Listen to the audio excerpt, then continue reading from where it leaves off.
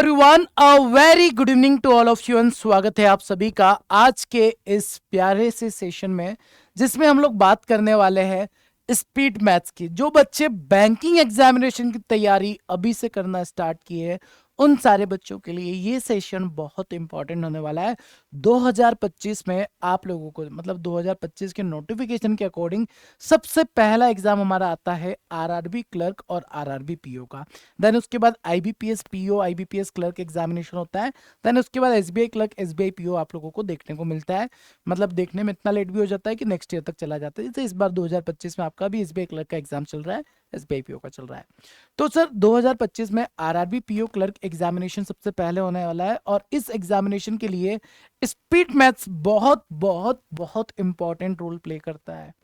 मतलब आपके prelims examination में क्वांट और रीजनिंग होता है 40 मार्क्स का, 40 क्वेश्चन रीजनिंग के, 40 क्वेश्चन क्वांट के। और ये 40 सवालों में ये मान के चलिए 50% जो रोल होता है प्रीलिम्स एग्जामिनेशन में, मोर देन 50% इवन आपका स्पीड मैथ्स का रोल होता है। स्पीड मैथ्स में आपसे सिंप्लीफिकेशन पूछा जाएगा, नंबर सीरीज पूछा जाएगा, क्वाड्रेटिक इक्वेशन पूछा जाएगा। क्लर्क एग्जामिनेशन में मोर देन 50% होता है, और पीओ एग्जामिनेशन में लेस देन 50% होता है। मैं आपको बता देता हूँ क्लर्क में क्या होता है। सिंप्लीफिकेशन के मिनिमम 10 क्वेश्चन पूछे जाते हैं आउट ऑफ 40। नंबर सीरीज के 5 हो जाते हैं, क्वाड्रेटिक के 5 हो जाते हैं। तो 10 से 15 क्वेश्चन अगर ये हो जाता है, 5 ही आ जाता है, 5 ही आ जाता है, तो 20+ मार्क्स आप लोगों के प्रीलिम्स में बन जाते हैं। सो स्पीड मैथ्स के जो ये 3 टॉपिक होते हैं, simplification, number series and quadratic equation, इन तीनों चैप्टर को आपको बहुत कम टाइम में भी कंप्लीट करना होता है। मतलब ये मान के चलिए सिंप्लीफिकेशन के अगर 10 सवाल आते हैं फॉर एग्जांपल, तो 10 सवालों को हम लोगों को 3 से 4, मैक्सिमम 4 मिनट और मिनिमम 2 मिनट के अंदर भी बन जाते हैं। 2 से 4 मिनट के अंदर कंप्लीट करना होता है। नंबर सीरीज 2 मिनट और क्वाड्रेटिक इक्वेशन को 2 मिनट के अंदर कंप्लीट करना होता है। अब क्या होता है, इसमें कुछ छोटी छोटी गलतियां होती है जो बच्चे कर देते हैं, जिसकी वजह से मार्क्स कम हो जाते हैं। तो आज के इस सेशन का मेन मकसद ये रहेगा कि जो गलतियां आप लोग करते हैं वो गलतियां कभी ना हो। ठीक है, एक एक करके सारी चीजों पर हम लोग बात करेंगे। हम लोग सारे टाइप के क्वेश्चन देखने वाले हैं। यूनिट डिजिट रूल क्या होता है, BODMAS rule, fraction rule, decimal rule, percentage rule, search rule, सारे टाइप के सवालों को आज के इस सेशन में डिस्कस करेंगे। बट उसके पहले सिंप्लीफिकेशन को बनाने के लिए कुछ रूल्स को दिमाग में याद रखना होता है। वो रूल्स पहले मैं आप लोगों को बताने वाला हूँ। साथ में देखा जाए तो आज के सेशन में बेटा हम लोग केवल सिंप्लीफिकेशन कंप्लीट करेंगे। आज का पूरा सेशन कंप्लीट करने के बाद आपको एकदम समझ में आ जाएगा कि क्या गलतियां हमको नहीं करनी है। उसके बाद फिर हम लोग नेक्स्ट नंबर सीरीज का सेशन इसी तरीके से करेंगे। उसके बाद क्वाड्रेटिक इक्वेशन करेंगे, और जब ये तीनों सेशन आपके पूरे तरीके से कंप्लीट हो जाएंगे, ये मेरी गारंटी है, आपके पूरे के पूरे number RRB PO, RRB clerk, IBPS PO, IBPS clerk में स्पीड मैथ्स के बनने वाले हैं। ठीक है, चलिए दोस्तों शुरू करते हैं। सबसे पहले हम लोग रूल्स की बात करते हैं। देखो, रूल नंबर 1, ठीक है, रूल नंबर 1 ये कहता है, जी सर क्या कहता है, ठीक बता रहे ना, कहने तो दो उसको। रूल नंबर 1 ये कहता है कि अगर आपके पास कोई भी इक्वेशन है तो इक्वेशन पर टूट नहीं पड़ना है, थोड़ा सा ध्यान से देखना है। फॉर एग्जाम्पल, अगर मैंने आपको बोला कि 216 है, इसको डिवाइड करना है 6 से और ऑफ करना है 6, ठीक है, इसको सिंप्लीफाई करना है।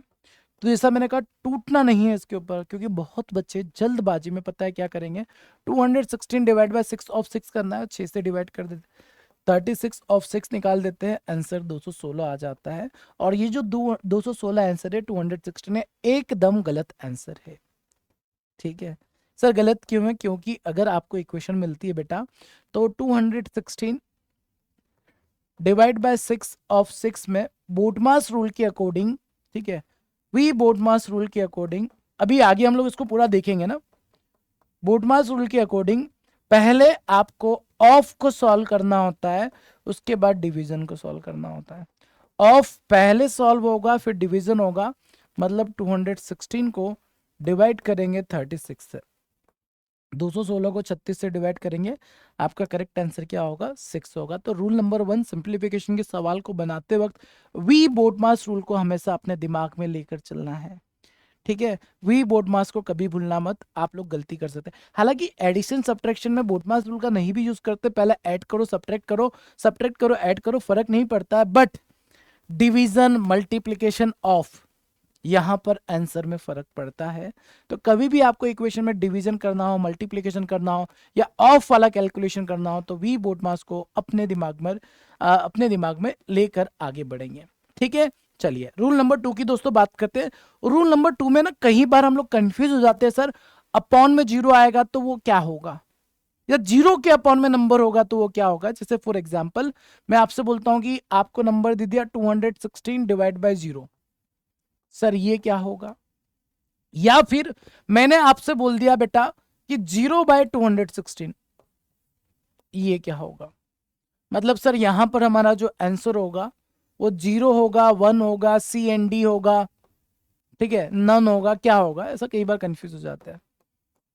ठीक, तो ध्यान से सुनना, कभी भी आपको है ना कोई नंबर मिलता है जीरो, जीरो के अपॉन में कोई भी नंबर आ जाए ना, जीरो के अपॉन में कोई भी नंबर आएगा, देखो यहाँ पर जीरो ही बनेगा। ठीक है, क्वेश्चन मार्क की जगह जीरो लिख दिया, तो जीरो के अपॉन में अगर कोई नंबर आता है तो वो जीरो ही बनता है, ध्यान रखिए। बट अगर किसी नंबर के नीचे जीरो आ जाता है, किसी भी नंबर के नीचे जीरो आ जाता है तो इसको हम बोलते हैं नॉट डिफाइंड, इसको डिफाइन नहीं किया जा सकता है। ठीक है, कई बार अगर ऑप्शन में सी एन डी है तो आप सी एन डी टिक कर सकते हैं, क्योंकि सी एन डी का मतलब हो गया हम निकाल नहीं सकते, डिफाइन नहीं कर सकते हैं। तो यहां पर आपका आंसर क्या बनता है, नॉट डिफाइंड। कभी भी कोई नंबर आपको मिलता है, नंबर के नीचे अगर आपको जीरो मिल जाता है, अपॉन में आपको जीरो मिल जाता है, तो वहां पर हम उसको डिफाइन नहीं कर सकते हैं। रूल नंबर 3 देखते हैं अब। रूल नंबर 3 आपको अपने दिमाग में फिक्स करके चलना है। सर कई बार जल्दबाजी में हम लोग क्या करते हैं, 216 दे रखा है, 216 को हटा दे अब। हाँ जी सर हटा दो, बहुत हो गया इसका। ठीक है, चलो 49 हो गया डिवाइड बाय 1/7 इंटू 3, ये आपको दे रखा होता है। ऐसा इक्वेशन दिया जाता है कि चलो सिंप्लीफाई करो। तो हम लोग क्या क्रांतिकारी काम करते हैं, सो जल्दबाजी, जल्दी रहती है ना हम लोगों को आंसर की, हम लोग फटाफट तुरंत से 7 से इसको कैंसिल करेंगे, 7 और 7 के 21। मैं बोलूंगा गलत है आंसर, आप बोलेंगे सर कहां से गलत है।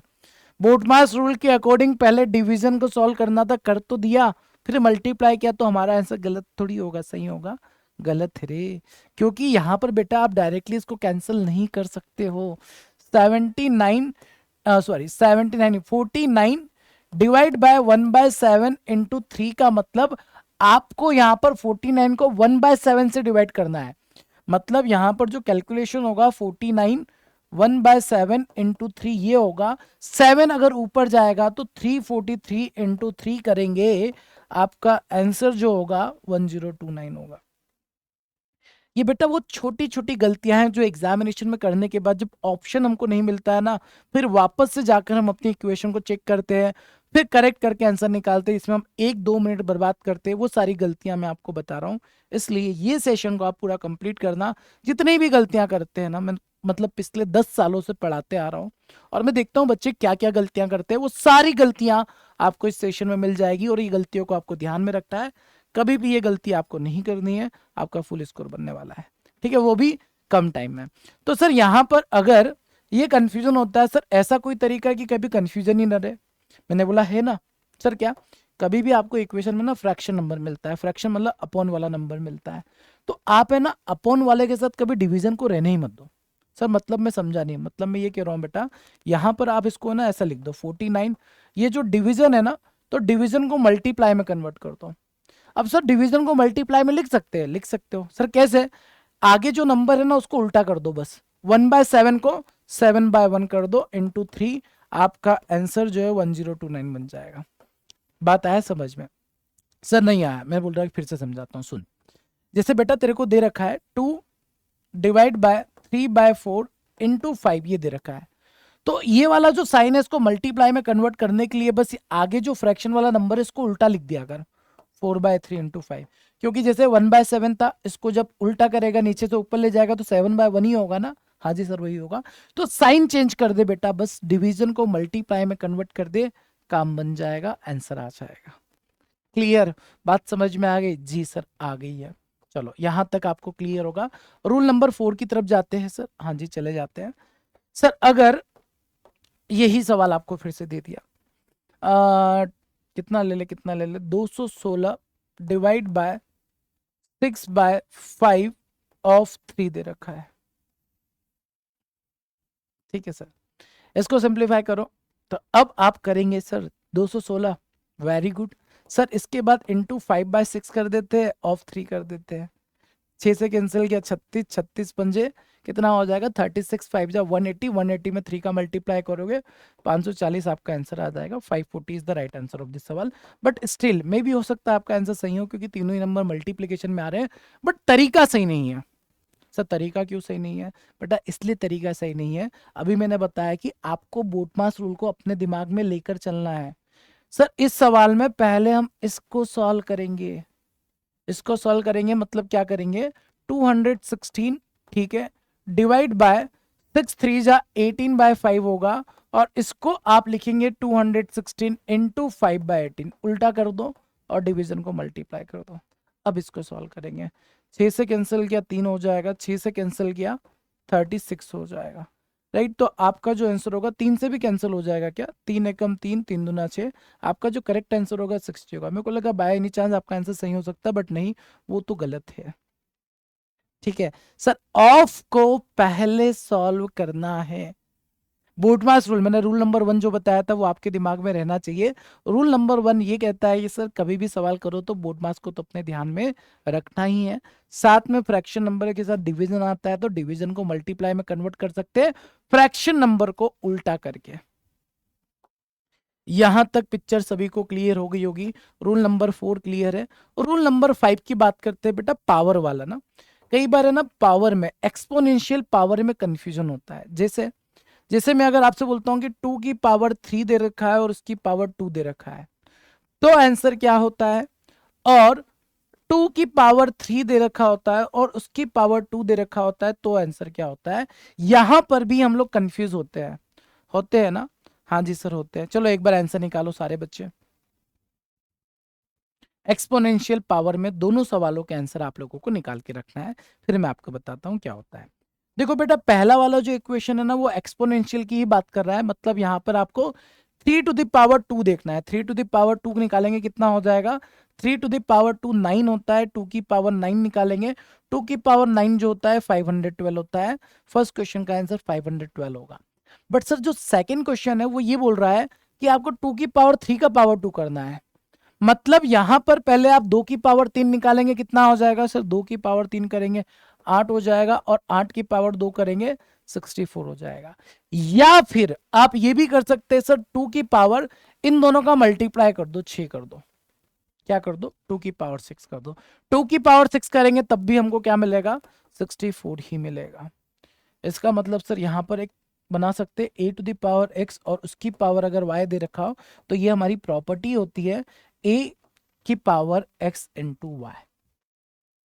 a⁴ क्या हो जाएगा? ब्रैकेट के साथ दे रखा है तो मल्टीप्लाई कर सकते हो पावर को, बट अगर ब्रैकेट के साथ नहीं दिया है तो ये हमारी पावर जो होती है वो एक्सपोनेंशियल पावर होती है। कैसी होती है सर? एक्सपोनेंशियल पावर होती है। क्लियर? सभी को बात समझ में आ गई है? किसी को दिक्कत तो नहीं होगा। चलिए अगला रूल देखते हैं सर। रूल नंबर 6 आपका क्या कहता है? रूल नंबर 6 आपसे कहता है कि डिवीजन में आ जाए, कभी नंबर है ना, डिवीजन में आ जाए। डिवीजन में कैसे सर? सपोज आपको मैंने दे दिया दिल 1024 divide by 4 divide by 8 divide by 2 दे रखा है। ठीक है, ऐसा कोई नंबर दे दिया, ऐसा कोई साथी हो, तो कभी भी ऐसे डिवीजन देते ना कंफ्यूज नहीं होना है। ऐसा नहीं कि सर पहले इसको सॉल्व किया फिर इसको एक एक करके नहीं करना है। आपको अगर मल्टीपल डिवीजन साइन दे रखे हो इक्वेशन में तो सिंपल है 1024 को एज इट इज लिखने का, अपॉन में इन तीनों को मल्टीप्लाई करके लिख देना।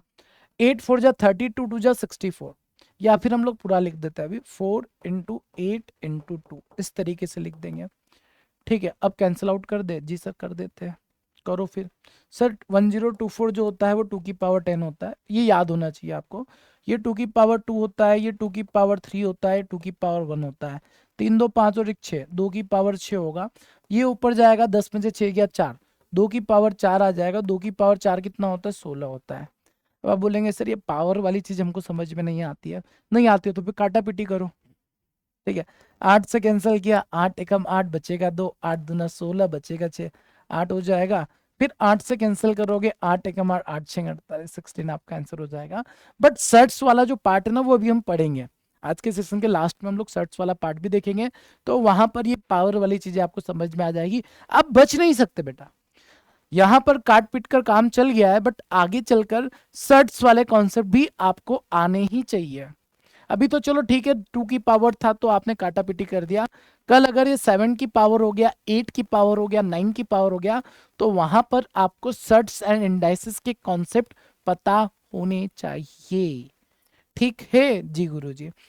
चलो आगे बढ़ते हैं, नेक्स्ट रूल देखते हैं, रूल नंबर 7। रूल नंबर 7 ये कहता है कि फैक्टोरियल ऑफ जीरो। अब फैक्टोरियल को कुछ बच्चे ना ऐसे लिखते हैं, कैसे लिखते हैं, जीरो फैक्टोरियल ऐसे भी लिखते हैं, दोनों एक ही बात है ना, फैक्टोरियल पढ़ा होगा।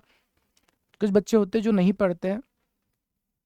कौन नहीं पढ़ता है सर? जो बच्चे ना आखिरी तक सिलेबस ही नहीं देखते हैं, उन बच्चों ने फैक्टोरियल नहीं पढ़ा होगा बचपन में, क्योंकि फैक्टोरियल का यूज प्रोबेबिलिटी में होता है, और बहुत से बच्चे प्रोबेबिलिटी चैप्टर तक नहीं पहुंच पाते, तो उनको नहीं पता होता है। बट आपको बता दे बेटा, फैक्टोरियल जीरो जो होता है ना, उसका जो वैल्यू होता है वो 1 होता है। मतलब कई बार ऐसा कैलकुलेशन भी आता है तो कन्फ्यूजन हो जाता है सर, कि 720 डिवाइड बाय फैक्टोरियल जीरो लिख दिया, तो यहां पर आंसर क्या होगा? या सिंपल होगा बेटा, फैक्टोरियल जीरो मतलब क्या होता है, 1 होता है, आपका आंसर 720 बनेगा। 720 होता है, 720 बाय जीरो को कई बार बच्चा ना इनफाइनाइट लिख देता है, नॉट डिफाइंड लिख देता है ना, कि सर इसका वैल्यू इनफाइनाइट होगा, इनफाइनाइट मतलब नॉट डिफाइन होगा। तो ऐसा नहीं है ना, क्योंकि फैक्टोरियल जीरो का जो वैल्यू बनता है वो एक्चुअल में 1 बनता है, और 720 को अगर 1 से डिवाइड करेंगे तो हमारा आंसर 720 ही होगा। कितना होगा? 720 ही हमारा आंसर होगा। ठीक है, क्लियर है?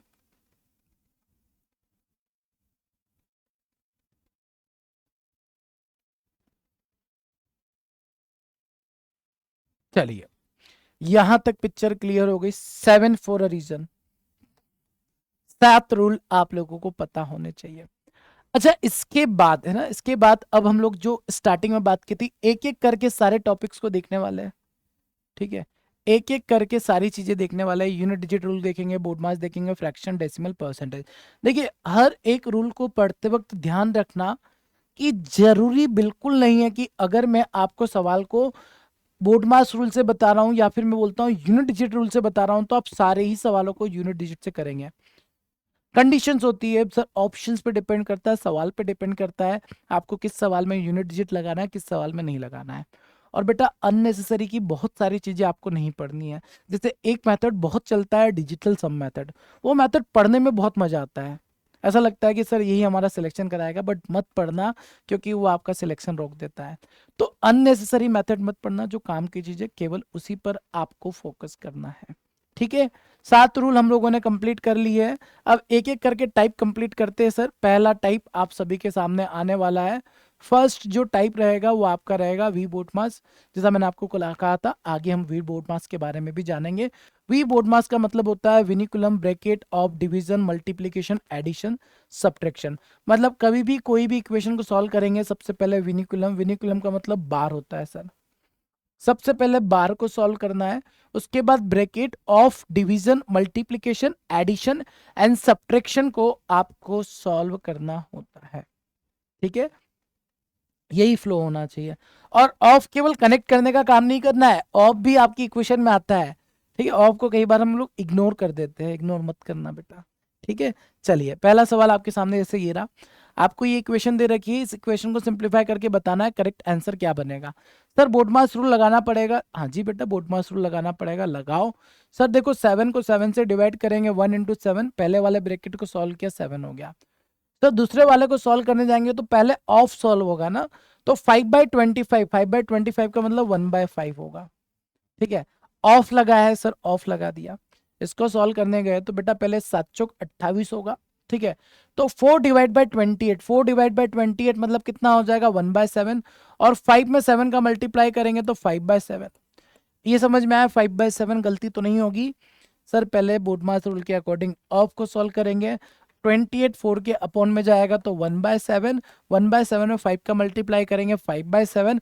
अब जो बची हुई इक्वेशन है सर, जी हाँ, इसमें पहले ऑफ को सॉल्व किया जाएगा। ऑफ को करने जाओगे 5 5 कैंसिल हो जाएगा, बचेगा 7 डिवाइड बाय 1/7। और मैंने आपसे कहा था क्या कहा था, डिवीजन को हटा के मल्टीप्लाई कर दो और इसको उल्टा कर दो। 7 में 7 का मल्टीप्लाई किया कितना हो जाएगा, ऑप्शन नंबर ई 49 आपका आंसर बन जाएगा।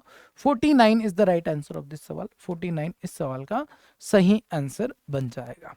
मतलब एक सवाल से आपका बूटमास रूल पूरा क्लियर हो जाना चाहिए। इसको अपनी कॉपी में नोट डाउन कर लेना, 2-3 बार प्रैक्टिस करोगे ना, कभी भी बूटमास रूल में गलती नहीं होगी। ठीक है, चलिए आगे मूव करते हैं, नेक्स्ट क्वेश्चन पर जाते हैं। 2 बार कॉन्जिक्यूटिव डिवीजन है, मैंने आपसे कहा था 2 बार, इवन हमने कई बार भी डिवीजन देखा है, ऐसा 3-4 बार होता है तो भी हम लोग डिवीजन कर सकते हैं, राइट। तो अगर कॉन्जिक्यूटिव डिवीजन होता है, इसको यहाँ पर एक फॉर्मेट बना के लिख देते हैं, A divide by B divide by C divide by D, ऐसे आगे कॉन्जिक्यूटिव डिवीजन। तो ए राजा आदमी है, इसके नीचे सारी प्रजा को बिठा देना है, बस आपका काम हो जाएगा। तो सर यहाँ पर हम लोग 1134 कर देते, डिवाइड में कितना करेंगे, 42 इंटू 6 कर देंगे। 6 से कैंसिल किया, 6 1 जा 6, बचेगा कितना 5, 6 8 48, बचेगा कितना 5 9। 42 का टेबल आता है सर, 42 का टेबल आता तो फिर क्या ही बात थी। 7 का आता है जी सर, 6 होता है, 7 9 14 27, 3 से कैंसिल करेंगे 9, 3 से कैंसिल करेंगे 2, 9 को 2 से डिवाइड करेंगे 4.5। 4.5 is the right answer of this सवाल। ऑप्शन नंबर ई इस सवाल का सही आंसर बन जाएगा। ठीक है, चलिए आगे मूव करते हैं, नेक्स्ट क्वेश्चन की तरफ जाते हैं। अगला सवाल ध्यान से देखना, 1152 divide by 24 divide by 6 into 2 equal to, आपको बताना है क्या होगा। सर बोटमास रूल के अकॉर्डिंग पहले डिवीजन होगा और 2 कॉन्जिक्यूटिव डिवीजन दे रखा है, इसका मतलब 1152 डिवाइड में करेंगे 24 इंटू 6 इंटू 2 कर देंगे, राइट। 2 से कैंसिल किया 12, 12 का टेबल आता है, 12 9 जा 108, बचेगा 12 6 72। 6 से कैंसिल किया, 6 1 जा 6, बचेगा 3, 6 6 जा 36। 16 is the correct answer of this सवाल। ऑप्शन डी इस सवाल का एकदम परफेक्ट आंसर हो जाएगा।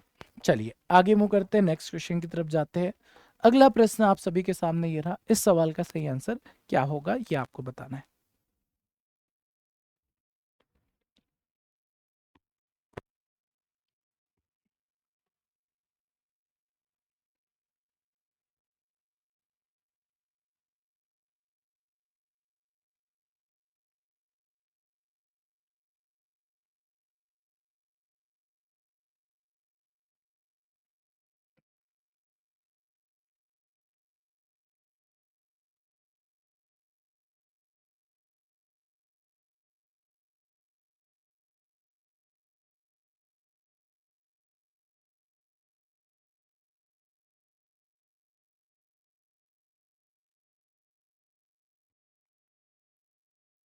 क्या आ रहा है आंसर, सर देखिए हमने क्या किया है। अच्छा आपने क्या किया है, सर हमने देखा कि डिवीजन पहले आ रहा है, डिवीजन को सॉल्व कर देते हैं। 1728 डिवाइड बाय 24 इंटू 6 इंटू 2 कर दिया। 6 टू जा 12 से कैंसिल किया, 12 से कैंसिल किया, कितना हो जाएगा 144 हो जाएगा, क्योंकि 12 का क्यूब होता है, राइट। और 24 से कैंसिल करने जाएंगे सर, 24 से कैंसिल 12 का टेबल आता है, 12 से 12 बढ़ जाएगा और 12 से 2 को कैंसिल करेंगे तो 6 आ जाएगा। आप में से कितने क्रांतिकारियों का आंसर 6 आ गया है, खड़े हो जाओ सारे बच्चे। ठीक है, मतलब देखो अगर यहाँ पर क्लास में आप गलती कर रहे हो तो समझ जाओ कि एग्जाम में तो गलती होनी है, तो इसलिए थोड़ा सा ध्यान से देखो। ठीक है सर, क्या ध्यान से देखना था, सही तो है, ऑप्शन में भी तो आंसर आ रहा है। तरीका गलत है रे, तरीका गलत है। देख मेरे भाई, अगर इक्वेशन आती है तो अभी मैंने चीख चीख कर बोला था, पहले ऑफ सॉल्व होता है, मतलब 4 हो जाएगा, 2 इंटू 2 4 हो जाएगा। और आपका आंसर जो बनेगा 1728 डिवाइड बाय 24 इंटू 6 इंटू 4 होगा। ऑफ पहले सॉल्व होगा। हाँ जी सर ठीक है, बात मान ली आपकी। 12 से कैंसिल करेंगे 144 हो जाएगा, 12 से 2 बार चला जाएगा, फिर 12 से कैंसिल किया 12 हो जाएगा, और 3 4 से कैंसिल करेंगे तो 3 हो जाएगा। 6 एकदम गलत था इस सवाल का आंसर। ऑप्शन नंबर डी इस प्रश्न का सही उत्तर था। बात यही समझ में, तो एक बार थोड़ी सी भी नजर हटती है ना तो दुर्घटना घट जाती है, और पता अपने को पता भी नहीं चलता है। हम तो सिलेक्शन की मिठाइयाँ बांटना शुरू कर देते हैं, एग्जाम देकर आते हैं कि चलो भाई एग्जाम निकल जाएगा, बट जिस दिन रिजल्ट आता है तब पता चलता है यार हुआ नहीं, फिर हम लोग अजीबो गरीब सी बातें करने लगते हैं कि शायद हो सकता है पेपर में चीटिंग हुई होगी, क्योंकि मैं तो सही करके आया था, पता नहीं ऐसा कैसे हुआ है। ठीक है। तो ये जो गलतियां होती है ना, ये हमको पता ही नहीं चल पाती है, क्योंकि हमारा जो गलत आंसर आता है वो भी ऑप्शन में होता है, क्योंकि एग्जामिनर को पता होता है आप क्या क्या गलतियां कर सकते हो। वैसे ही वो ऑप्शंस भी आप लोगों के लिए बना कर रखता है, गलती नहीं करनी है इसीलिए। ठीक है, चलिए आगे बढ़ते हैं। नेक्स्ट क्वेश्चन ये रहा, अगला सवाल आपको बताना है इसका आंसर क्या बनेगा।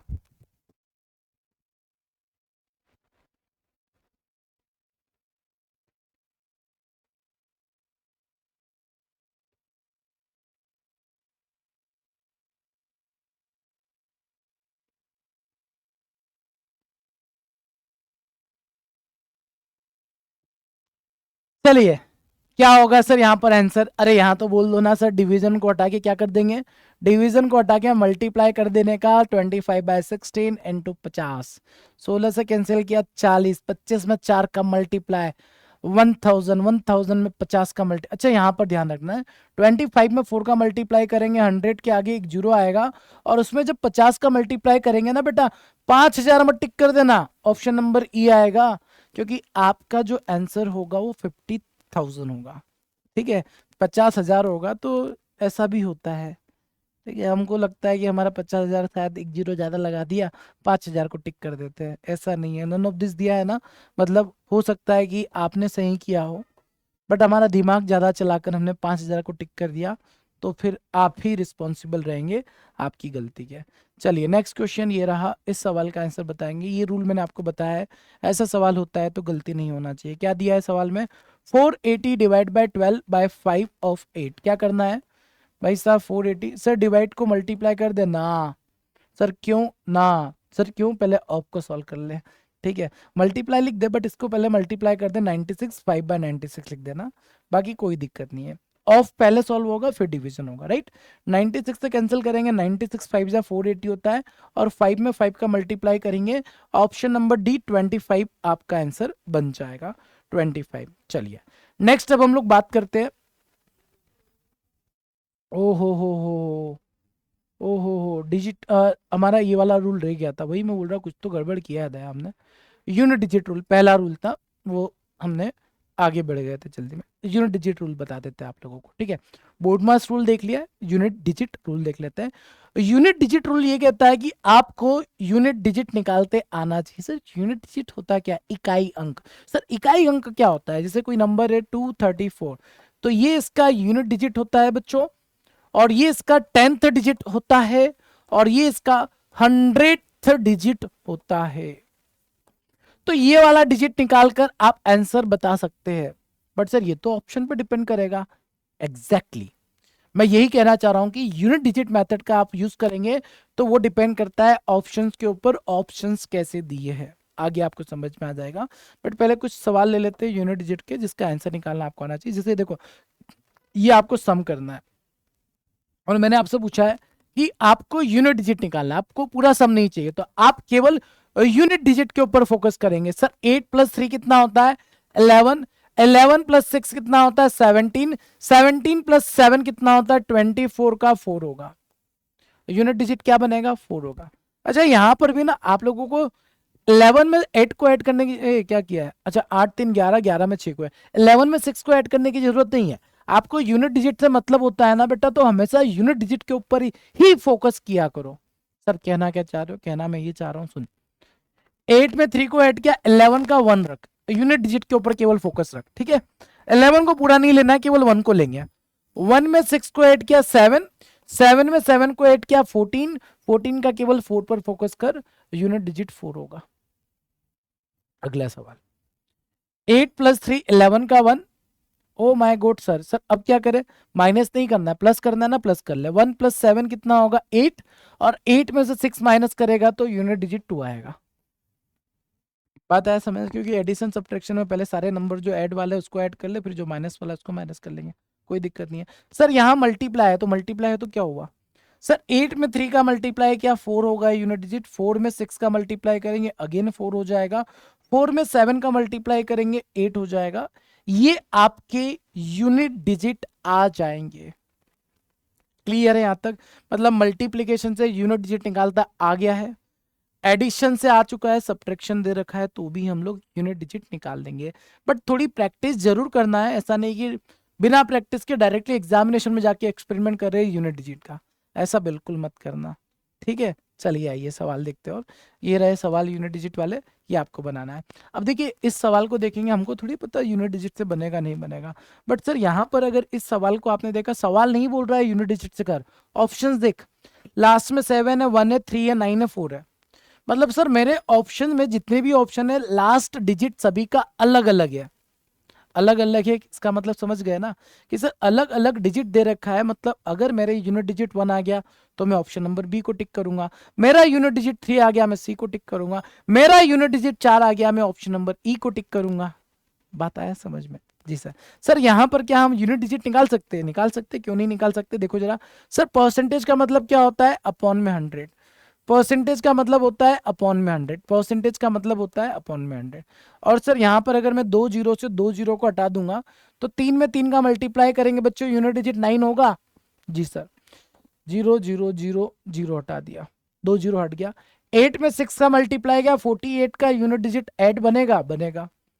ये 2 जीरो से ये 2 जीरो हट गए, 7 8 जा 56 का 6 बनेगा।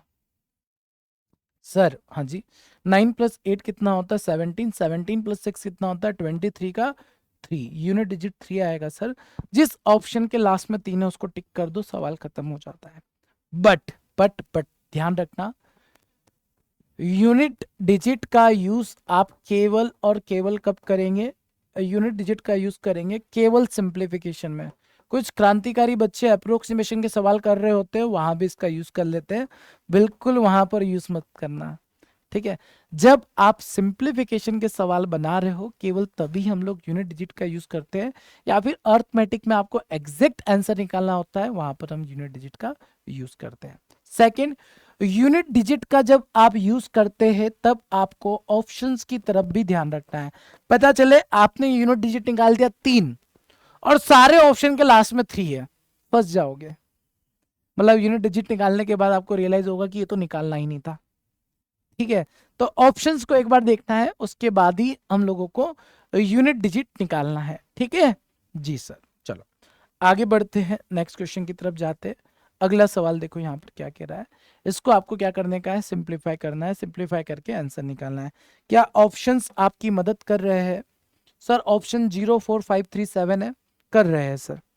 क्या कर रहे हैं? यूनिट डिजिट निकालो, आंसर बता दो।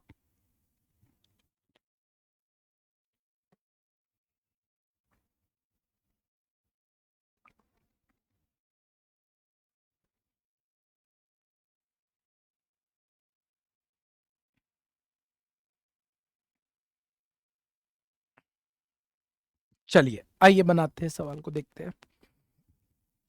78 का स्क्वायर मतलब 8 का स्क्वायर करने पर यूनिट डिजिट 4 होगा। 9 का स्क्वायर 81 का 1 होता है। 7 का स्क्वायर 49 का 9 होता है। और सर 3 4 5 7 जब इधर आएगा तो माइनस हो जाएगा, यूनिट डिजिट कितना है? 7 इज इक्वल टू एक्स हो जाएगा। बस इतना अपने को करने का है। सर एक बात बोलूँ? हाँ जी, प्लस वाले को करेंगे तो 9 प्लस 4 13 हो जाएगा, और 7 और -1 -8 हो जाएगा। 13 में से 8 माइनस किया तो आप बोलेंगे सर 13 में से 8 जाएगा तो 5 बचेगा, जिसके लास्ट में 5 है वही हमारा आंसर आ जाएगा, ऑप्शन सी आ जाएगा। सी इज द राइट आंसर। अब आपके माइंड में एक सवाल चल सकता है, पूछो क्या? सर यहाँ पर आपने बोला यूनिट डिजिट पर ध्यान देना है, 9 प्लस 4 13 का 3 लेते हैं, और 7 और 8 -8 होते हैं, तो सर 3 में से अब 8 को माइनस कैसे करते हैं? You are a very good question, है ना, कि सर 3 में से 8 को माइनस कैसे करते हैं? अरे मेरे क्रांतिकारी भाई सुन, अगर मैं बोलता हूँ एक नंबर है तेरे पास 213 है, इसमें से 28 को माइनस करना है, कैसे माइनस करता? आप बोलेंगे सर 3 में से 8 अगर माइनस नहीं होता तो कैरी लेते हैं, और कैरी लेके 13 में से 8 माइनस करते। बस यहाँ पर 3 जो है उससे अगर 8 को माइनस नहीं कर पा रहा है तो ये नंबर तो बड़ा है ना, वहां से कैरी ले ले, खाना नहीं है कैरी को लेना है, ठीक है।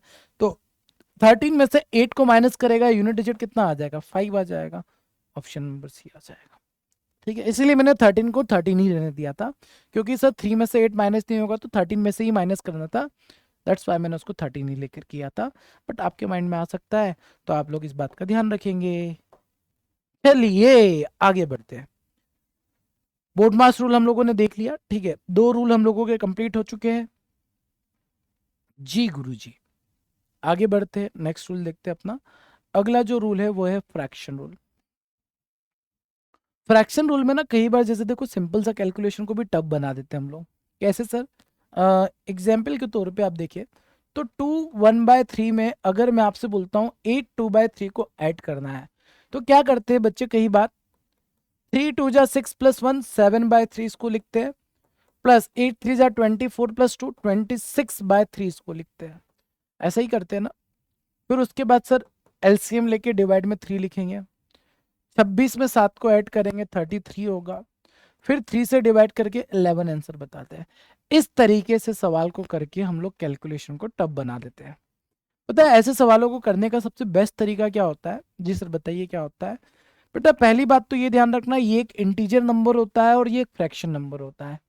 इसको बोलते हैं इंटीजर नंबर और इसको बोलते हैं फ्रैक्शन। फ्रैक्शन मतलब भिन्न, भिन्न मतलब जो अपॉन में लिखा जाता है। तो अगर इंटीजर और फ्रैक्शन का कॉम्बिनेशन होता है ना, तो जितना इंटीजर और फ्रैक्शन का कॉम्बिनेशन है, इसको आप 2 + 1/3 भी लिखेंगे तो कोई दिक्कत नहीं है। मतलब इनका मल्टीप्लाई और इनका एडिशन दोनों सेम ही होता है। जैसे 2 और 2 की बात करते हैं, 2 में 2 का मल्टीप्लाई करो 4 आता है, 2 + 2 करो तब भी 4 आता है। बस वैसा ही इनका भी हाल है, बट ये हमेशा के लिए देते हैं। बाकी नंबर में केवल 2 × 2 और 2 + 2 ही 4 आता है, बाकी कोई भी नंबर मल्टीप्लाई और एडिशन करने पर सेम नहीं आता है। बट सर इंटीजर और फ्रैक्शन कॉम्बिनेशन में अगर मैं यहाँ पर देखता हूँ, इन दोनों को मल्टीप्लाई करेंगे तो भी हमको मिलेगा 7/3, इन दोनों को ऐड करोगे तो फाइनली आपको 7/3 ही मिलेगा। सर कहना क्या चाहता हूँ मैं? कहना ये चाहता हूँ बच्चों कि अगर आपके सामने ये चीज़ दे रखी है, तो 2 1/3 को 2 + 1/3 लिख दो, और इसको 8 + 2/3 लिख दो, और 8 और 2 10 हो जाएगा। अब 1/3 में 2/3 को ऐड करेंगे तो 3/3 1 हो जाएगा, 10 और 1 11 आपका आंसर बन जाएगा। डायरेक्ट आंसर हो जाएगा। मतलब अगली बार ये सवाल आपके सामने आता है तो फ्रैक्शन नंबर को अलग खोपचे में ले जाके ऐड कर देना, और बचे हुए जो इंटीजर नंबर है उसको अलग ऐड कर दो। आपका कैलकुलेशन बहुत इजी हो जाएगा। अच्छा सर बहुत इजी हो जाएगा, देखो चलो, जैसे कि ये रहा सवाल आपके सामने, ठीक है। अब यहाँ पर थोड़ा ध्यान से करना है आप लोगों को, ठीक है। पहले ही सवाल में मैंने थोड़ा कैलकुलेशन रखा है, बट अगर ये सवाल आपने बना दिया मतलब आपको फ्रैक्शन और इंटीजर का कैलकुलेशन आसानी से बन जाएगा।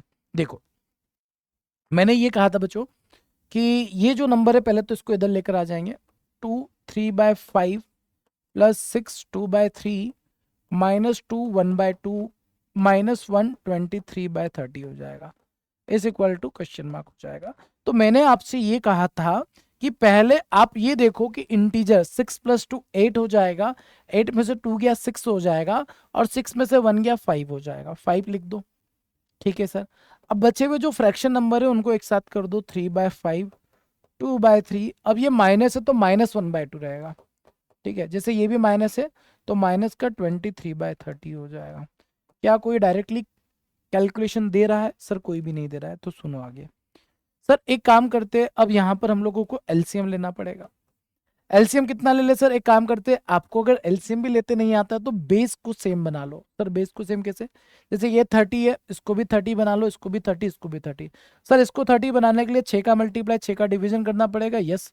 10 का मल्टीप्लाई 10 का डिवीजन कर दे, 5 का नहीं सॉरी 15 का मल्टीप्लाई 15 का डिवीजन कर दे, तो बेस आपका 30 बन गया। बन गया सर। ऊपर क्या रहेगा? 18 + 20 -15 -23 ये रहेगा, ठीक है जी सर। अब 20 + 18 कितना होता है सर? 18 में 20 को ऐड किया 38, और ये भी कितना बन रहा है 38। मतलब सर पता है क्या? हाँ जी बताइए। 38 -38/30, तो ये कितना बन जाएगा? 0/30। और 0/30 मैंने आपको रूल बताया था, 0/30 क्या होता है सर? 0 होता है। 5 + 0 आपका आंसर 5 होगा। Option number A is the perfect answer of this सवाल। ए इस सवाल का सही उत्तर बन जाएगा। क्या सभी को क्लियर है? क्या सभी को ये सवाल एकदम क्लियर? जी सर क्लियर है। तो अगला सवाल ये रहा, इसका आंसर फटाफट तुरंत से बता देंगे। अगर ये आपने बना दिया इसका मतलब आपको फ्रैक्शन वाला कैलकुलेशन भी समझ में आ गया है।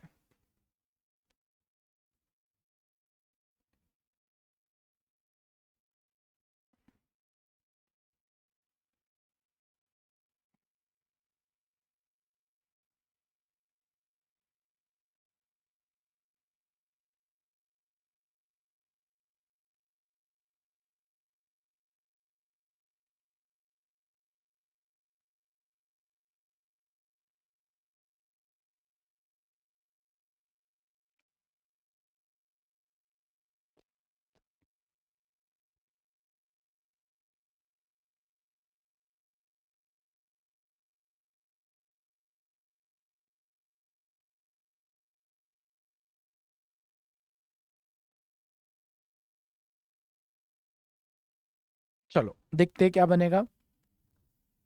देखिए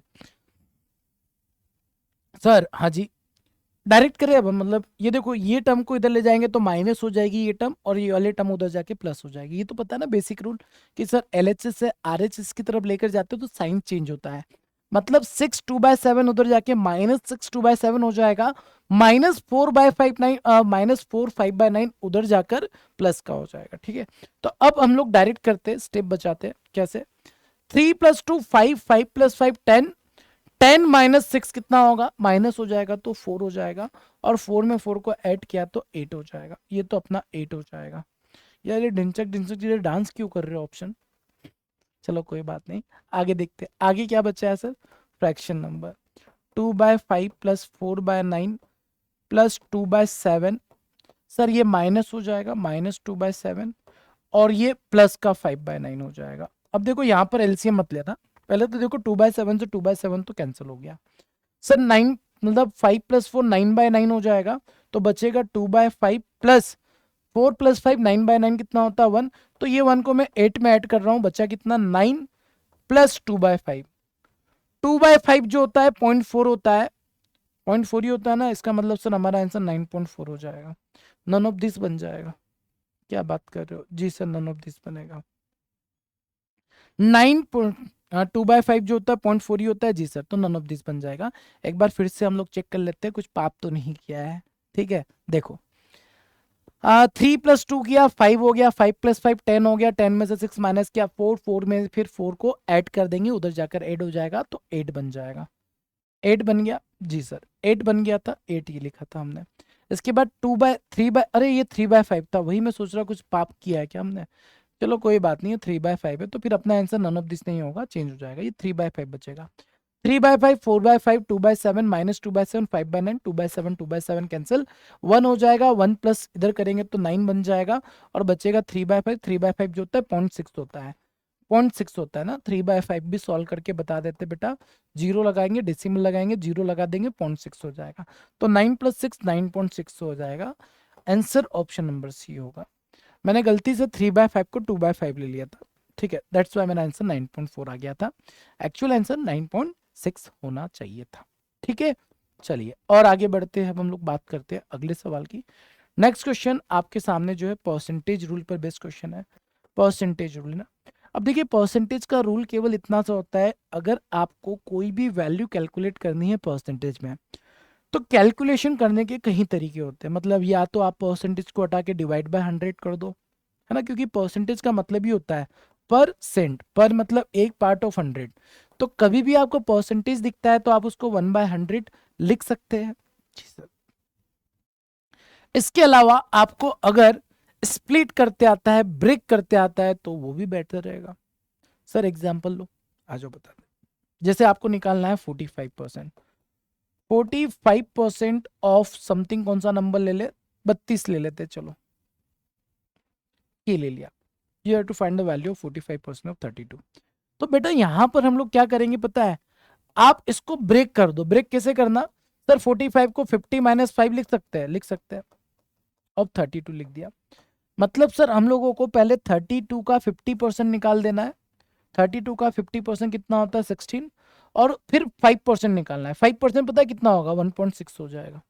सर ये 5% इतनी तेजी से कैसे निकाला? अरे मेरे भाई 50% अगर 16 होता है, मतलब दिमाग चलाओ ना, 50% का वैल्यू अगर 16 होता है, तो सर 5% का वैल्यू 1.6 हो जाएगा ना। 10 से डिवाइड कर दो दोनों साइड, 10 से डिवाइड करोगे 5, और ये 1.6 बन जाएगा। दैट मीन्स हमारा जो आंसर होगा 16 - 1.6। 16 में से पहले 1 माइनस करो 15, फिर 0.6 माइनस करो 14.4, अपना आंसर आ जाएगा। तो अगर आप ब्रेक करके निकालते हो तो आंसर ओरली निकाल सकते हो, बट अगर ब्रेक नहीं करते हो 45/100 × 32 मल्टीप्लाई करो, फिर कैंसिल करो, कैलकुलेशन करके आंसर निकालो। ठीक है, तो यूज टू है ना, अगर आप इस मेथड के यूज टू हो जाते हैं, आप ऐसे भी कैलकुलेशन कर सकते हो। बाकी आप जैसे करते आ रहे हो वैसे भी कर सकते हो, बट वेरी करता है सवाल टू सवाल। आप कई बार इस तरीके से मेथड से करोगे, आपका आंसर बहुत फास्ट आ जाएगा, आपको मजा आ जाएगा। तो आपको सब कुछ आना चाहिए। इसके बाद नेक्स्ट जो तरीका होता है वो होता है आपका फ्रैक्शन वैल्यू। परसेंटेज से फ्रैक्शन वैल्यू आपको पता होना चाहिए। जैसे मैंने बोला 20%, तो सर 20% इक्वल टू होता है 20 / 100। परसेंटेज हटा के डिवाइड बाय 100 कर दिया, इसको कैंसिल आउट करेंगे तो 1/5। तो 20% का जो फ्रैक्शन वैल्यू होता है वो 1/5 होता है। ये अगर आपको याद होगा तो आपका काम हो जाएगा। 20% का जो फ्रैक्शन वैल्यू होता है वो क्या बनता है, 1/5 होता है। अगर ये आपको पता होगा तो आपके लिए क्वेश्चन करना एकदम आसान हो जाता है। तो फ्रैक्शन वैल्यूज भी आपको याद होनी चाहिए। कुछ वैल्यूज ये रही आपके सामने, मैंने टेबल बनाकर रखी है, आप ये याद कर सकते हैं। ठीक है, जैसे सर 50% का फ्रैक्शन, ये 50 का फ्रैक्शन वैल्यू 1/2 होता है, 33.33 का 1/3 होता है, 25% का 1/4 होता है, 20% 1/5 होता है, 16.66 1/6 होता है, 14.28 1/7 होता है, 12.5% का फ्रैक्शन वैल्यू 1/8 होता है, 11.11 का 1/9 होता है, 1/10 होता है, 1/11 होता है, 1/12 होता है, 1/15 होता है, 1/16 होता है। ये वैल्यूज आप लोगों के सामने लिखी गई है, ये आपको अपनी कॉपी में नोट डाउन कर लेनी है। जो बच्चे ऑलरेडी जानते हैं ये वैल्यूज को, बहुत अच्छी बात है, और जो नहीं जानते हैं वो इसको अपनी कॉपी में नोट डाउन कर लेंगे, क्योंकि ये सारे वैल्यूज आगे चलकर बहुत काम आने वाले हैं। ठीक है, चलो आगे बढ़ते हैं। अब हम लोग देखते हैं पहला सवाल आपके सामने है ना, आपको इस सवाल को सिंप्लीफाई करके बताना है कि आंसर क्या होगा। ठीक है, चलो 25% of 40% of 60% of 3000 equal to x/2, ये आपको वैल्यू कैलकुलेट करना है। अब देखिए 25% का जो वैल्यू होता है सर 1/4 होता है, 40% का वैल्यू 2/5 होता है, 60% का 3/5 होता है, और सर ये डिवाइड 2 को इधर लेकर आएंगे तो उसको कैंसिल करके 1500 लिख दे।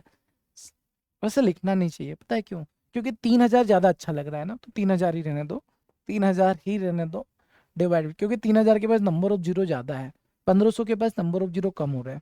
चलो कोई बात नहीं, चलो तो सर ये 2 से ये 2 को कैंसिल कर लेते हैं, कोई दिक्कत नहीं है। ठीक है, 5×4 = 20, 20 में 5 का मल्टीप्लाई करेंगे, 100 से 2 जीरो हटाया, 33×90 हमारा आंसर आ जाएगा, ऑप्शन नंबर ए। सिंप्लीफिकेशन करते वक्त जितने भी ज्यादा नंबर ऑफ जीरो है उसको रहने देना, उनको हटाने की कोशिश मत करना, क्योंकि जीरो रहता है ना तो सवाल हमारा इजी सॉल्व हो जाता है। ठीक है, इसीलिए मैंने यहाँ पर 3000 को 2 से कैंसिल नहीं किया, जब 2 है तो 2 से कैंसिल करते हैं, 3000 को वैसे ही रहने देंगे, कैलकुलेशन अपना इजी हो जाएगा। चलिए नेक्स्ट क्वेश्चन ये रहा, इस सवाल का आंसर क्या होगा। सर क्या इस सवाल को हम यूनिट डिजिट मेथड से कर दे, देखो भाई ऑप्शन चिक चिक कर बोल रहा है, मैं सभी के लास्ट में तीनों मेरे से यूनिट डिजिट मेथड का यूज मेरे इसमें तो मत कर देना, नहीं तो बड़ा पछताओगे। ठीक है, चलिए क्या होगा आंसर यहाँ पर, 50% of 170, 60% of 180 plus 110 equal to x+10।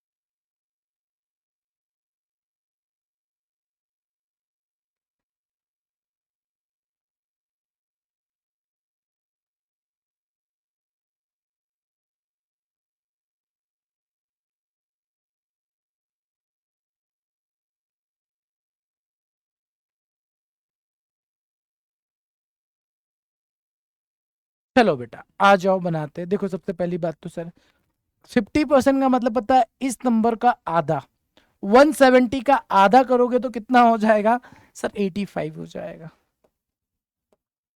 60%, देखो यहाँ पर आप है ना, या तो ऐसा कर सकते हो 60% का फ्रैक्शन वैल्यू निकालो, दैट इज इक्वल टू 3/5, 3/5 में 180 का मल्टीप्लाई करो, या फिर सर परसेंटेज का मतलब होता है अपॉन में 2 जीरो, 0 से 2 जीरो हटा दो, 18 सिक्स कितना होता है सर 108। सर आपको 18 का टेबल आता नहीं रे, 18 का टेबल नहीं आता मेरे को, मैंने कैसे किया देख, 6 में 18 का मल्टीप्लाई करना है ना, तो ये 18 को मैंने माइंड में कैलकुलेट किया 6×3, तो 36 में 3 का मल्टीप्लाई, 36 3 जा 108। क्या बात है सर, 18 का टेबल नहीं आता बट 36 का आता है। अरे 36 में 3 का मल्टीप्लाई ना आप जब प्रैक्टिस करोगे बार बार आता है, 36 3 जा 36 3 जा, तो ऑटोमेटिक जब प्रैक्टिस करते तो चीज़ें दिमाग में रह जाती है, इसलिए मेरे को याद था। बाकी हाँ 18 का टेबल मेरे को नहीं आता है। अगर आप मेरे से पूछेंगे सर टेबल कहाँ तक याद होने चाहिए, देख भाई मेरे को 13 तक टेबल याद है, फिर भी कैलकुलेशन में स्पीड है, तो जरूरी नहीं कि आपको टेबल याद करने हैं, आपको बस कुछ प्राइम नंबर्स होते हैं जैसे 13, 17, 19, 23, 29, बस ये प्राइम नंबर के टेबल में जो नंबर आते हैं वो आपको पता होना चाहिए, बाकी सब कुछ कैलकुलेशन कर सकते हैं आप लोग। ठीक है, चलो यहाँ पर अगर बात की जाए तो सर ये +100 है, सर ये तो हमको 110 दिख रहा है भाई, 10 माइनस कर दिया मैंने। ठीक है, चलो इसको ऐड कर दे क्या जी सर, 8 5 13 का 3, 10 8 18 और 1 19, 193 में 100 को ऐड करेंगे 293 आपका आंसर हो जाएगा। Option A is the perfect answer of this सवाल। चलिए बेटा अब बात करते हैं सर्ट्स रूल की, जो मैंने स्टार्टिंग में आपको बताया ना, पढ़ना तो पड़ेगा बेटा इसको। ठीक है, तो सर्ट्स एंड इंडाइसेस वाले सवालों को अगर आप स्पीड से करना चाहते हो तो पहला टास्क तो आपका ये रहेगा, सर क्या रहेगा, फर्स्ट टास्क आपका ये रहेगा, आपको ये वैल्यू को दिमाग में छापने हैं। 2 की पावर 1 से लेकर 2 की पावर 10 तक जितने भी वैल्यू आएंगे ये खुद से कॉपी में लिखो और याद कर लो। 3 की पावर 1 से लेकर 3 की पावर 5 तक जितने भी वैल्यू आते हैं वो आपको लिखना है। जैसे 3 की पावर 1 का वैल्यू 3 होता है, 3 की पावर 2 का वैल्यू 9 होता है, 3 की पावर 3 का वैल्यू 27 होता है, 3 की पावर 4 का वैल्यू 81 होता है, 3 की पावर 5 का वैल्यू होता है 243। तो ये आपके ना माइंड में होना चाहिए। मतलब कभी भी आपसे मैं पूछता हूँ कि बेटा 3 टू द पावर 5 क्या होगा, आप जोर से बोलेंगे 243। वैसे ही अगर मैंने आपसे पूछा 2 की पावर 9 का वैल्यू क्या होगा, 512 होगा। 2 की पावर 7 का वैल्यू क्या होगा, सर 128 होगा। ये आपको याद रखना है। तो 2 की पावर 1 से लेकर 2 की पावर 10 तक, 3 की पावर 1 से लेकर 3 की पावर 5 तक, वैसे ही जो बचे हुए नंबर है सभी नंबर का 4 की पावर 1 से लेकर 4 की पावर 5 तक याद करना है, बस इतना याद कर लो। 5 की पावर 1 से लेकर 5 की पावर 5 तक, 6 की पावर 1 से लेकर 6 की पावर 6 5 तक, है ना, जितने भी नंबर है वो आपको खुद से निकाल सकते हो ना, ये तो इतना तो आता है मैथ्स, निकाल कर अपनी कॉपी में लिखो और उसको देखते रहा करो, अपने आप याद हो जाएगा। फ्यूचर में 343 नहीं दिखेगा, 7 की पावर 3 दिखेगा फिर आपको। ठीक है, बट उसके लिए आप लोगों को कंटिन्यूस प्रैक्टिस करनी होगी। 2401, आप 2401 को देखकर बोलेंगे सर 7 टू द पावर 4, क्या बोलेंगे, 7 टू द पावर 4 होता है 2401। ठीक है, तो ये आपको याद रखना है पहला तो। दूसरी सर हम लोग बात करते हैं प्रॉपर्टीज के बारे में। देखो प्रॉपर्टीज बहुत सिंपल होती है, जैसे आपके पास नंबर है, दो नंबर है जिसका बेस सेम है और पावर अगर मैं बोलता हूं पावर अलग अलग है, एक्स है और वाई है, तो सर दो नंबर का मल्टीप्लाई करते पावर अलग अलग है बट बेस अगर सेम होता है ना, तो यहां पर आप इसको कंबाइन करके पावर को ऐड कर देंगे।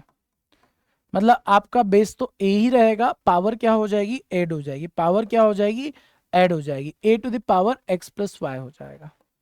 ठीक है, सेकंड बात करते हैं, A to the power X divide by A to the power Y. अगर सर बेस सेम होता है और डिवीजन साइन होता है तो क्या होता है, पावर माइनस हो जाती है, पावर माइनस हो जाती है। ठीक है, ये दो रूल आपको पता होने चाहिए यार, बचपन से पढ़ते आ रहे हो, नहीं पता है तो कॉपी में लिख लेना। ठीक है, आगे नेक्स्ट सर, अगर, हाँ जी बेटा, अगर ए की पावर एक्स है और मैं इसको अपॉन में लिखना चाहता हूं तो क्या मैं सर ऐसा लिख सकता हूं, ए की पावर माइनस एक्स, यस लिख सकते हो। मतलब अगर आपके पास कोई भी नंबर पावर में दे रखा है और आप इसको अपॉन में ले जाना चाहते हो तो पावर का जो साइन है वो चेंज कर दो, ये पॉजिटिव था तो नेगेटिव कर दो, नेगेटिव होता तो पॉजिटिव कर देते हैं, पॉजिटिव नेगेटिव नेगेटिव पॉजिटिव। ठीक है जी सर। इसके बाद सर अगर कोई भी नंबर दे रखा है उसकी पावर अगर जीरो दे रखी है, पावर अगर जीरो हो जाती है मतलब उसका आंसर 1 होता है। किसी भी नंबर की पावर जीरो हो गई, किसी भी नंबर, एनी नंबर, कोई भी नंबर दे रहा, 2 की पावर जीरो, 3 की power zero, 5 to the power zero, किसी भी नंबर का पावर अगर जीरो होता है तो 1 के इक्वेट हो जाता है। ये कुछ बेसिक रूल्स है जो आपको पता होने चाहिए। ठीक है, ये अगर आपको पता है, आपको पावर वैल्यूज याद है, तो आप सर्ट्स वाले क्वेश्चंस को भी जल्दी से कर सकते हैं, जैसे कि ये सवाल आपके सामने है। ठीक है, अब सर ये सवाल को अगर आप बनाने जाते हैं तो कैसे बनाएंगे, कैसे बनी रामा कैसे बनी, सर देखो मल्टीप्लाई है, बेस सेम है, पावर को क्या करेंगे, ऐड करेंगे, बट सर ऐड करने जा रहे हो तो एक तो माइनस है तो ऐड करेंगे, जैसे कि 2 में मैं -3 को ऐड करूंगा तो वो माइनस हो जाएगा ना, -1 आंसर आ जाएगा, बस वैसा ही है। बेस को पहले सेम लिख दिया 81, उसकी पावर 0.81 प्लस करेंगे बट ये माइनस का 0.06 है, माइनस जब बाहर निकलेगा तो वो दिखा देगा कि वो कितना पावरफुल है। राइट, तो -0.06 हो जाएगा। और सर इसको और सिंप्लीफाई करेंगे तो 81 टू द पावर 0.81 में से 0.06 माइनस करेंगे 0.75 हो जाएगा। अच्छा जी सर, यही आंसर होगा। इसको और सिंप्लीफाई कर सकते हो सर, कैसे? 81 को लिख देने का 3 की पावर 4, कोई दिक्कत तो नहीं होगा। 81 3 की पावर 4 होता है, अभी बताया था सर। 0.75 जो होता है 0.75, डेसिमल हटा के 2 जीरो लगाया, 3/4 होता है। वैसे आपको 0.75 का वैल्यू 3/4 होता है, ये याद होना चाहिए। 3/4 लिख दिया, 4 से 4 कैंसिल किया, 3 टू द पावर 3 मतलब 27 इस सवाल का आंसर हो जाएगा। सिंप्लीफाई करेंगे तो आपको 27 मिलेगा। हालांकि आप 81 की पावर 0.75 भी बोल सकते हैं, बट ऑप्शन में ये थोड़ी होगा, ऑप्शन में तो सिंप्लीफाई करना है, तो 27 होगा। 27 इस सवाल का सही आंसर बन जाएगा। ठीक है जी सर। चलिए आगे बढ़ते हैं, नेक्स्ट क्वेश्चन पर आते हैं। अगला सवाल ये रहा, इसको सिंप्लीफाई करना है और बताना है आंसर क्या बनेगा। क्या दिया है? 2 की power x equal to 1/8 to the power x minus 3। Sir हाँ जी, सर हाँ जी सर, अगर ये 2 की पावर x है, ठीक है, और ये जो हमको दे रखा है, इसको अगर मैं ऊपर लेकर जाता हूं तो पता है क्या होगा? 8 टू द पावर 3 माइनस 6 हो जाएगा। क्या ये बात आपको समझ में आई? आप बोलेंगे सर अब्बा जब्बा डब्बा, है ना, यही बोलोगे ना? अरे मेरे भाई देखो, अगर ये दिया है 1/8 to the power x minus, इसको ब्रैकेट में लिख देते हैं या फिर हम लोग, ठीक है। अब इसको मैं ऊपर लेकर जाऊंगा तो ये पावर क्या हो जाएगी? माइनस हो जाएगी। बताया था ना मैंने रूल की, अगर नीचे पॉजिटिव तो उसको ऊपर ले जाओ, माइनस हो जाएगा। अब माइनस का जब अंडर मल्टीप्लाई करोगे तो 8 की पावर माइनस एक्स प्लस 3 हो जाएगा। मैंने 3 को आगे लिख दिया तो 3 माइनस एक्स हो जाएगा। मतलब मैंने क्या किया, इनको ऊपर लेकर गया तो साइन को चेंज कर दिया, प्लस को माइनस कर दिया, माइनस को प्लस कर दिया, मेरा काम आसान हो गया। सर अभी भी सिंप्लीफाई कैसे करेंगे, सुन ध्यान से। 2 की पावर x है, 8 को लिख दे 2 की पावर 3, और इसमें 3 माइनस एक्स का मल्टीप्लाई कर दे। इसको सेपरेट भी कर सकते हैं, जैसे 2 की power x is equal to 2 की पावर 9 हो जाएगा, और इनटू 2 की पावर -3x हो जाएगा। बात समझ में आया? अरे जब आप ऐड कर देते हो तो फिर सेपरेट भी तो कर सकते हो ना, बेस अगर सेम हो तो। ठीक है सर, कर दिया। अब देखो जरा ध्यान से, और 2 की पावर -3x इधर नीचे जाएगा तो बचेगा 2 की पावर x डिवाइड बाय 2 की power -3x is equal to 2 की पावर 9। अब बच्चों ये बताओ कि -3x ऊपर जाएगा तो प्लस हो जाएगा क्या? Yes sir. तो 2 की पावर 4x मैं बोल दूं डायरेक्टली, इज इक्वल टू 2 की पावर 9। सर अगर बेस सेम होता है तो पावर भी सेम होगा, तभी तो इक्वल होगा। मतलब 4x इज इक्वल टू 9 हो जाएगा, और value of x equal to 9/4 हो जाएगा। तो सर यहाँ पर इस सवाल में x का जो वैल्यू बनेगा वो 9/4 बनेगा। वैल्यू ऑफ x जो बनेगा वो 9/4 बनेगा। x का वैल्यू 9/4 बनेगा। ठीक है जी सर। चलो नेक्स्ट क्वेश्चन ये रहा, इस सवाल को सॉल्व करके आप लोग बताएंगे सिंप्लीफाई करके आंसर क्या बनेगा।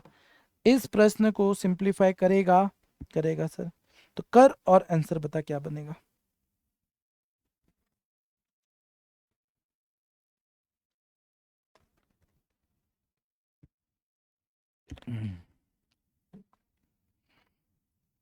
सर हाँ जी, सर हाँ जी, सेपरेट कर दे, कर दे। 2 की पावर x इंटू 2 की पावर 2 इज इक्वल टू 272 कर सकता है। सर इसमें से ना 2 की पावर x को कॉमन ले लेते हैं तो ये x वाला पार्ट अलग ही हो जाएगा, 2 की पावर 2 4 हो जाएगा। और सर 2 की पावर -2 है तो उसको 1/2 की पावर 2 लिख दूं। सर ऐसा करने से आपको क्या मिल गया? ऐसा करने से मेरी पावर जो नेगेटिव है पॉजिटिव में कन्वर्ट हो गई। और सर, और इसके बाद तो क्वेश्चन ही बन जाएगा। 4 + 1/4 इज इक्वल टू 272 हो जाएगा। ठीक है सर, और सब बढ़िया सर।